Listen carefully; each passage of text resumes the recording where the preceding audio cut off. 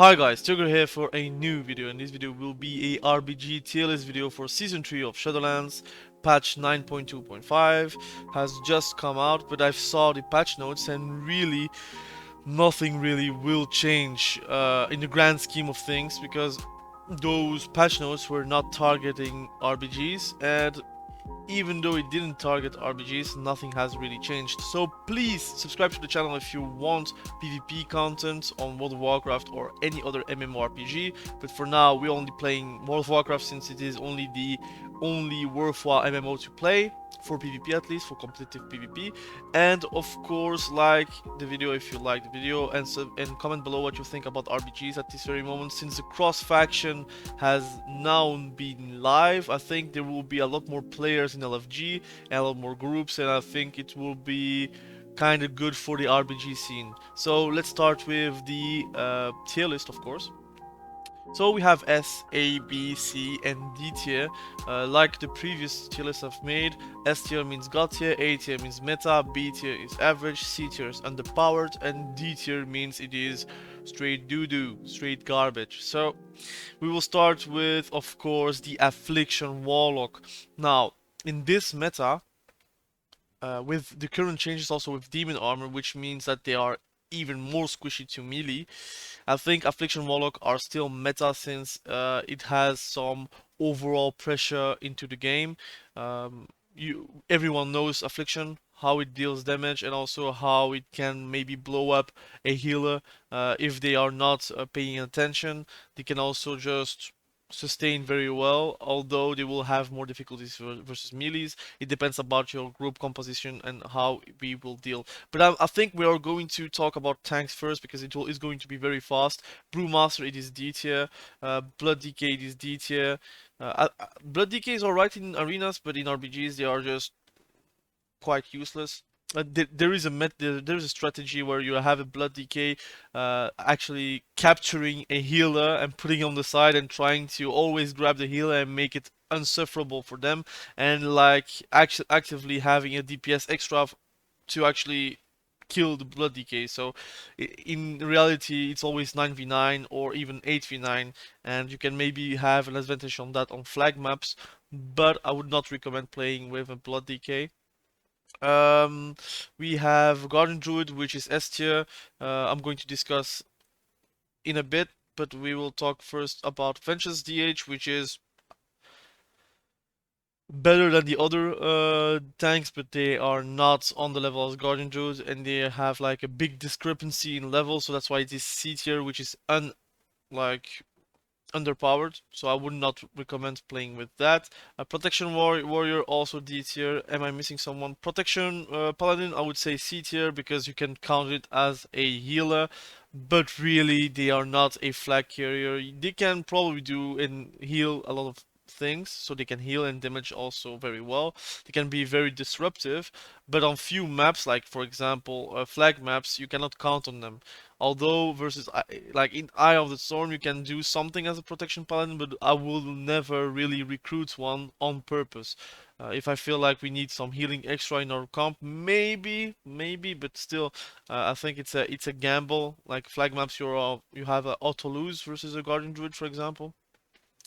So let's speak about Guardian Druids. Guardian Druids, they have the Sleeper Legendary, which makes them effectively unCCable and actually unkillable in most of the occasions. Most situations makes that Guardian Druids are very annoying to deal with, and I really hope they nerf the Sleeper Legendary, which will not happen, I think, this expansion, or they straight remove it and not make an effect in Dragonflight. Please don't make it an effect. Like, make flag carrying viable for other classes too, somehow, some way. But for now, Guardian Druids are your flag carriers, and you kind of need a Guardian Druid on those maps. And whenever you are playing other maps, you can turn them into a Balance Druid or a extra healer. You can also play with 4 healers.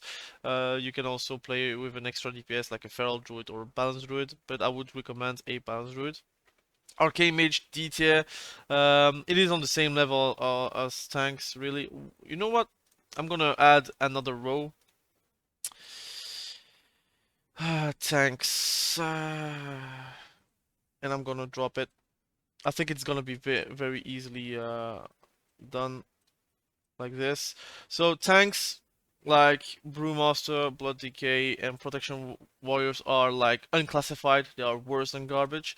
Then you have like a bit of garbage, and then you have like, I would say, also garbage. Arcane Mage is very useless on a lot of maps. They are actually easily countered. If a melee is on you, you cannot cast, especially with the new changes on the trinket. So it makes it a lot easier to kill, but also their damage is not impressive if they are left alone. So for now, Arcane Mage's D tier. Also, their form of CC, which is Polymorph, is easily countered by Dispels because you have 3 Dispels, but also very easily broken by AoE. So when are you actually going to polymorph someone that is going to be valuable for your team? It is not going to happen. Arms Warriors, I feel like they are average. They're not meta. Current state is that they need to survive. They can survive. They can also do a lot of damage. They can play with Spear of Bastion, or they can play Necrolord and boost their Retri Paladins. But I feel like Arms Warrior are the lesser melee dispatch for RBGs, at least for now. Um, they are good. You can still have a melee cleave in your RBG group, and that would work. But for now, I wouldn't probably take an arms as one of the last melees to actually make a melee cleave, for example. Assassination rogues are on the same level as subtlety for me, so I'm going to put those two together. Why are they S tier? Because simply enough, you always need a rogue in your team. You can have an assassination rogue which can kill someone in 1v1 with Sepsis Vendetta, and often than not, they have no defensive versus that. A Retri Paladin will not bubble because it's not your target. They are not going to solo defend a node. But that one Guardian Druid that has Sepsis Vendetta on him is probably not going to survive. So you have multiple ways to actually kill people as an assassination rogue. But I think the best class behind Guardian Druids are probably subtlety rogues, like melee wise, because you need a rogue in your team. A rogue guarantees you to have some mind games, not the spell, but I mean mind games on the other side of the team. If you're stealthed and they don't know where you are, they cannot leave a node freely. And the same, they cannot attack a node freely without really suggesting that they are going to face a rogue in 1v1. And a lot of classes cannot really deal in 1v1 versus a rogue, especially a subtlety rogue with shadowy duel, especially with trinkets that does a lot of damage, especially your trinket might be on CD because of a team fight that you had like seconds ago, for example.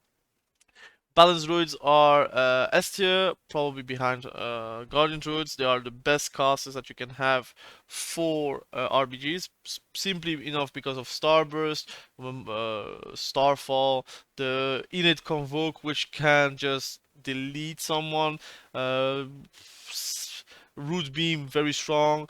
They have mobility, they have the tankiness to survive, they have off healing, they have everything that you want from a caster, but also from a support. They have also Cyclone, which is unbreakable. The only CC that can remove that is Mass Dispel, and or bubble if you if you bubble yourself, you can go out of a Cyclone, but still, um, very strong. I guess can they make changes about balance route to not make them S tier? Maybe, but I don't think they will target RBGs to actually be competitive. For now, it's only arenas, and I hope one day they will put out a 6v6 RBG solo queue system, which balance routes probably would not be S tier on that mode, for example. BM Hunters, I would say it is underpowered because their pets are dying very easily by AoE.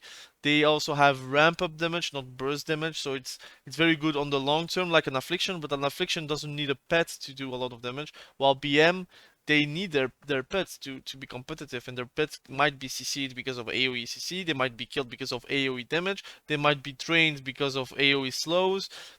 It's very annoying for BM to actually perform. For me, it's still better than a mage because their damage is still relevant, and they can also kind of fight on nodes, so there is something behind that, and they're also very good in defending on flag maps, for example. But it is still a pet class, and pet classes are really not that good on a lot of BG maps. For example, Demonology Warlock, the same. They are also C tier. I don't know if they are ahead or behind BM, but for now, I would say they are at C tier. Their pets are instantly dead. Most of the time, what you are going to do with your pet, you're gonna play Succubus. You're going to play with the big Demon Bolt build. You're going to try to get the succubus next to you, so you have a lot of possibilities to seduce the target, or try to at least get your pet to be still alive, because once your pet is dead you take 20% more damage because it's transferred, so you are pretty much dead. But if you have a pet, at that moment you can and maybe do some interesting things to actually win a game by seducing the target and maybe capping, for example. So there's a lot of possibilities to do, but Demonology is still C tier because of their pet reliance, and yeah, I think it's not higher than that. Destruction Warlocks, I would say it is better than Affliction, so that's why it's S tier. I'm still thinking on how I want to make the tier list, because there is a lot of S tier, but S tiers here you can see there is many good comps and many good specs in RBGs. Everything is playable. Even Arcane, which is D tier, is playable, but I think personally I will never invite an Arcane in my group, even if I'm playing a Caster Cleave. Why would I go for an Arcane? While if I have the at least the availability of a Destruction Warlock in LFG, I would just take a Destruction Warlock because I know they can maybe delete someone, and no one can really react to 3 Chaos Balls in 1 second. It's very hard to react. So I think Destruction are behind Balance Druid, but still very good. I make this RBG to be more about every spec and not only melee, ranged, and tanks or healers. Because then I would make 4 videos. I don't want to milk that, and also I prefer to make one big video so people can watch, and then of course comment below what you think about all those specs and the placements of the specs. Disc Priest, the best healer spec. I would say it's behind Balance Druid, but it is the best healer spec for RBGs because you can do a lot of atonement healing. You can also do a lot of instant healing with Radiance. You have also Power Word Barrier, which is very good for AoE damage reduction. You have also pain suppression when you're stunned. You have also like many options to kill people when they are not focusing you. You can play mind games, you can play Night Fae, you can play pretty much you play Vente or Night Fae. I prefer to play with mind games since often than not I have an Affliction Warlock with me or a Shadow Priest. I kind of rate Shadow Priest a bit high because of I like the support feeling behind the Shadow Priest, but the places are very limited. So often than not, I'm not taking a Shadow Priest with me, although I might rate it alright, I would say. So Elemental Shaman is A tier for me, ahead of Affliction Warlock.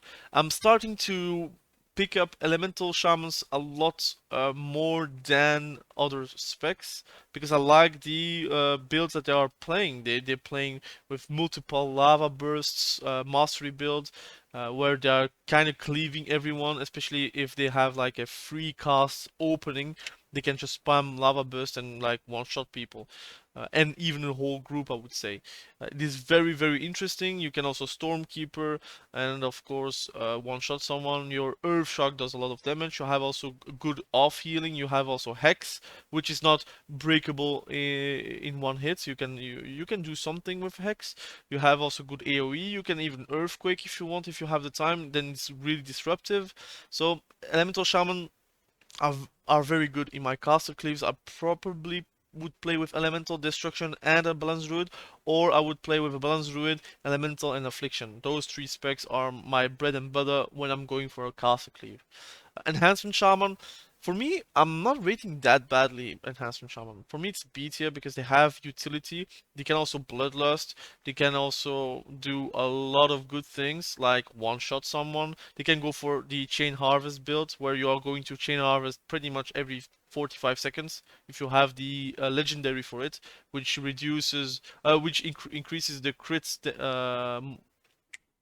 the crit percentage of your flame shock, which in turn will reduce your chain harvest CD, which is very good. You can play that build, or you can play like the elemental build, which has more lightning bolts, and you can like pretty much burst whenever you can.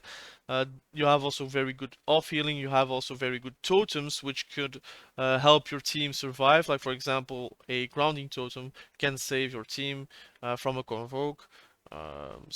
I like it. I can appreciate it in a melee cleave, but when I'm playing a melee cleave, often than not, we only have one caster, which is a balance druid, and then you have like Retri, a Fury, often not a DK and a DH. So we don't really have a lot of spots for that.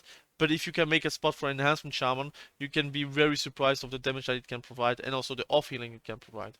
Feral Druids, I would say it's also B tier. It is a less interesting rogue, I would say. It cannot vanish. That's the issue. They can solo defend a node, but when they are committed, they are really committed. They can survive for a bit, but then again, why not play a Guardian Druid? If you're a Feral Druid, you can just play Guardian Druid, and it's a bit of the same feeling, except you're not going cut. You're going to be bear form, but you can still solo defend a node. So, Feral Druids, I would say would be definitely higher if Guardian Druids are nerfed. Then they would be the ideal flag carrier. But for now, it is not possible. So for now, B tier. I could say C tier, but I really rate the ability to one-shot someone with bleeds. So for now, B tier. Fire Mage, D tier. Frost Mage, D tier. All the mage classes are D tier for good reason. They're only very good CC, which is Polymorph and Ring of Frost, all are breakable because of damage. Like, it is easy to break CC from a mage just by dispelling, because you have 3 dispels, or even more if you're playing with a Retri Paladin with Judgment of the Pure, for example.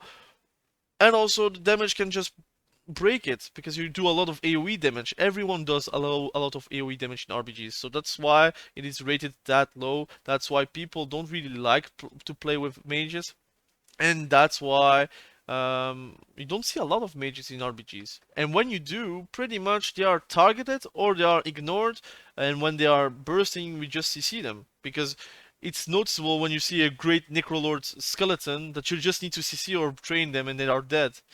They don't really have great CC. I just wish Frost Mages had Deep Freeze, then it would be probably a bit higher. But they don't have like a stun, they don't have things that are durable because of damage. And for now, they only have Polymorph, DB, and Ring of Frost, which is not enough. Frost DK are rated super high.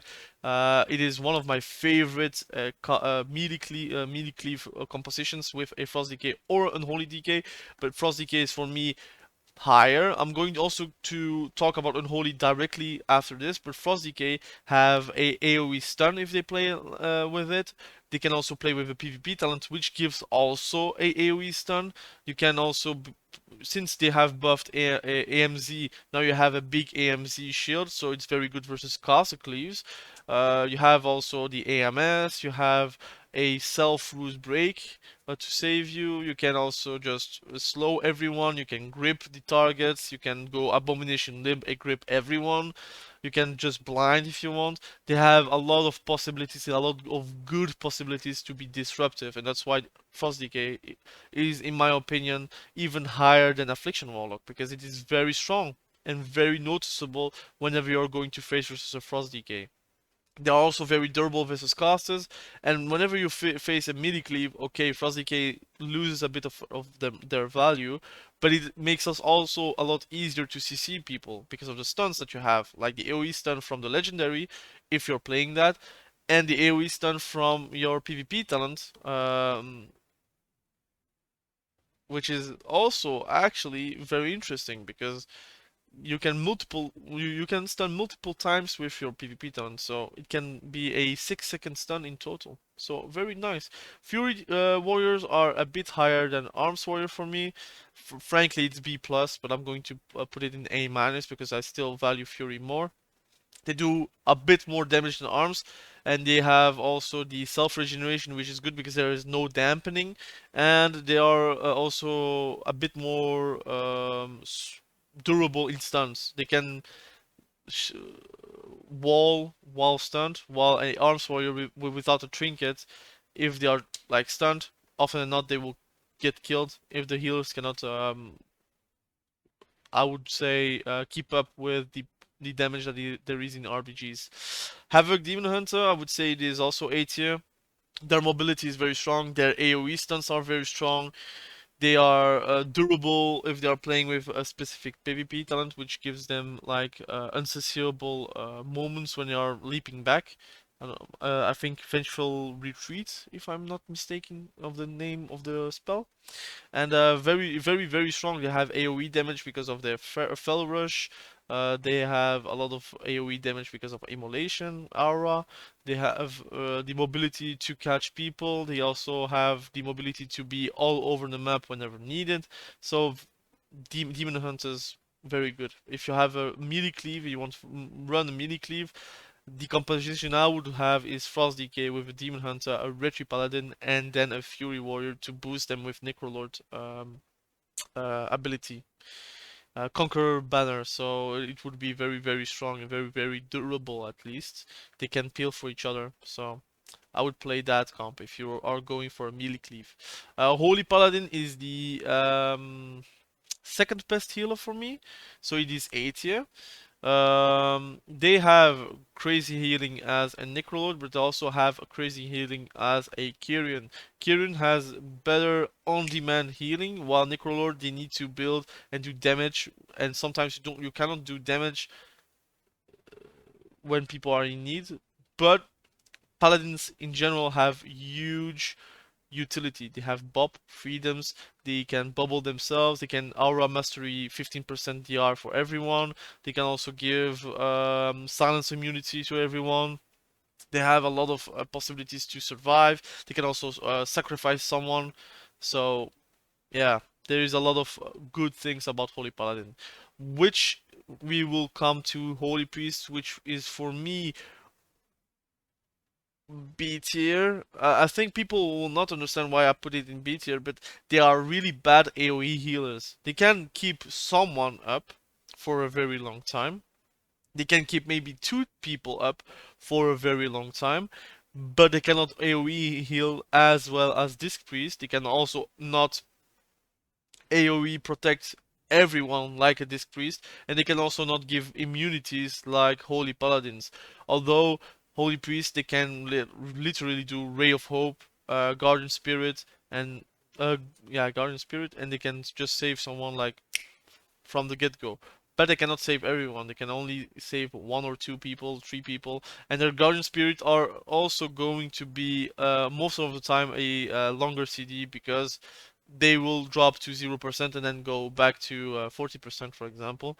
But that is going to happen as a Holy Priest, so their CDs are quite long in comparison with arenas. Marksmanship Hunter are a bit better than BM, so I'm going to rate him B tier in front of Enhancement Shaman.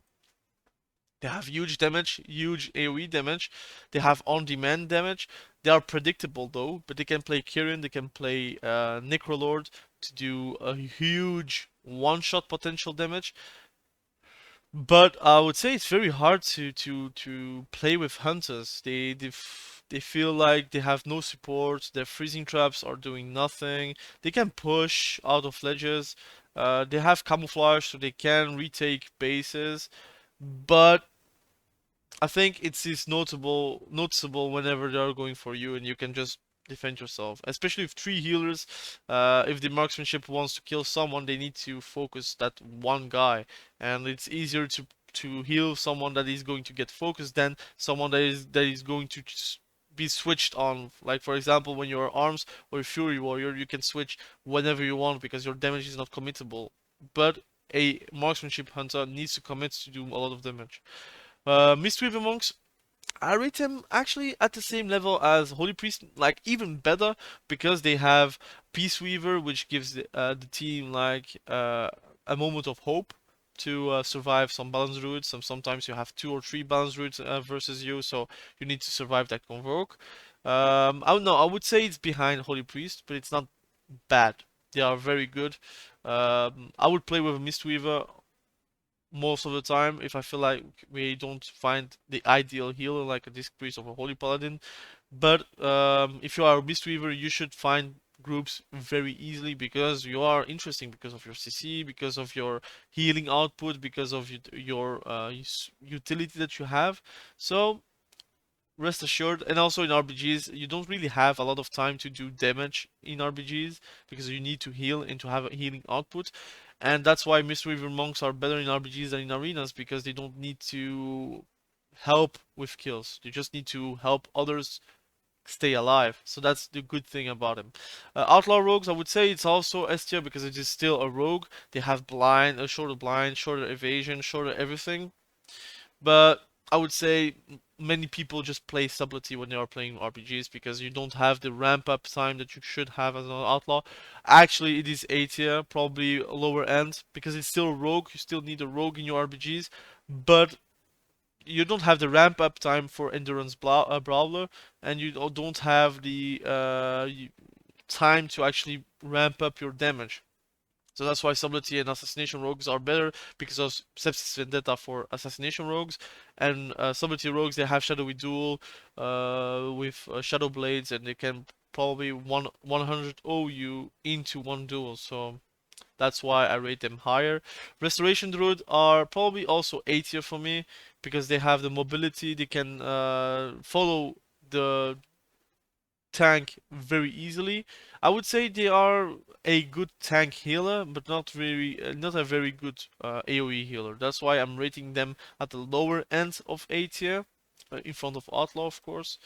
Um, I think the difficulty about playing Restoration Druid in RPGs is finding how to heal multiple targets without getting oomed and without having like n no real healing output. Because the more people you heal, the better. But your healing matter the most when they have Cenarion Ward or they have like all the CDs up like Ironbark. So I still rate Restoration Druids are as one of the best tank healers in the game, so that's why I rate them quite high in some compositions. Restoration Druids, Restoration Shaman, excuse me, are underpowered for me, so C tier. They get switched on very easily. They don't really have the healing output. Their totems cannot survive in RBG settings if they are playing very well. And also, often than not, you don't have enough shamans to make up with the totem, um, I would say, power, or at least the population of the totems that you have in an RBG match are very limited. So whenever you are going to kill a totem, it is going to be a restoration shaman totem, like for example, healing tide totem. Um, they don't have the output. They have two like cities that are very long, very noticeable. They are not durable. They also die in stuns, and yeah. I mean, if you have a choice to pick any other healer outside of Restoration Shaman, I would just do that. But since healers are quite like in demand in RPGs, you have still a chance to get taken in RPGs. My bad, I forgot about Unholy DK when talking about Frost DK, but I'm going to talk right now. For me, it is at the lower end of A tier. Um, they need ramp up. They don't really have a lot of utility, like AoE stuns, for example. I would even say they are B tier. Their damage, like if they are going for AoE damage, is very paddy. Like the Virulent Plague is not going to kill anyone.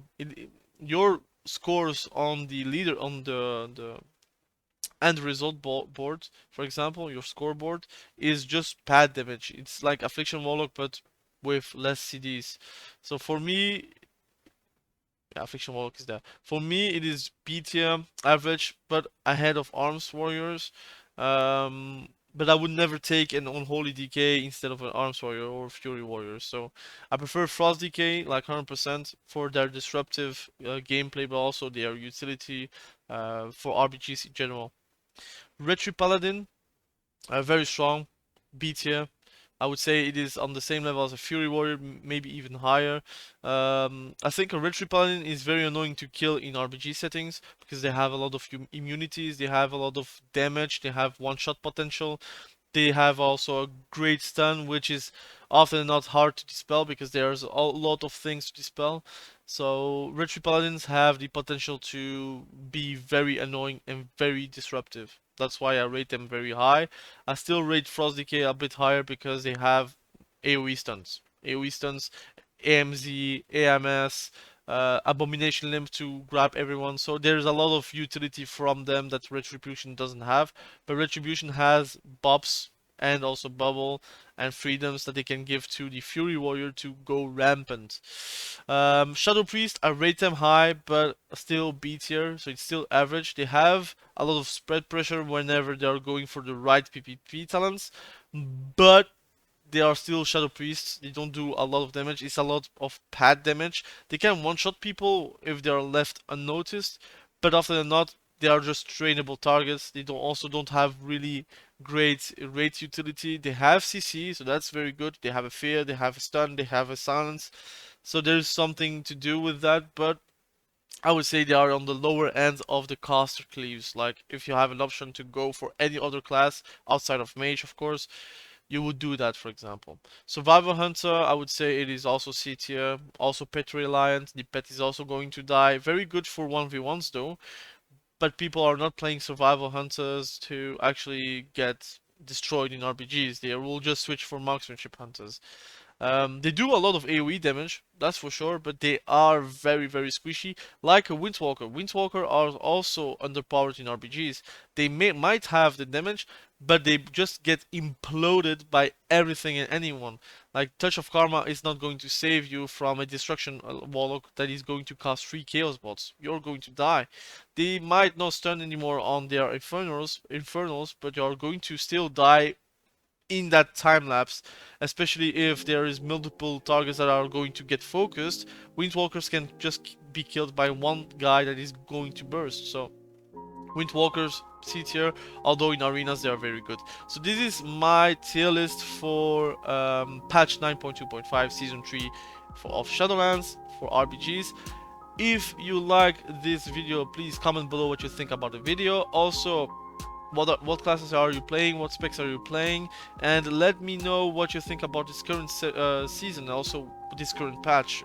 RBG is enjoyable because of cross faction. Do you find better or more often teams to play with? And for me, it is very enjoyable to play RBGs. I still prefer arenas because I like the small scale, but whenever I'm playing caster or my Frost Decay, I enjoy to play like specific caster cleaves or specific melee cleaves. So it's very, very interesting to change up a bit of pace between arenas and RPGs. So thank you for watching this video. I really appreciate you. Subscribe to the channel if you like PvP content, and also comment below what you think about the video. Like the video if you liked the video, and let me know why you liked it or why you disliked it. And please be sure to be safe. We will see each other very soon. Bye.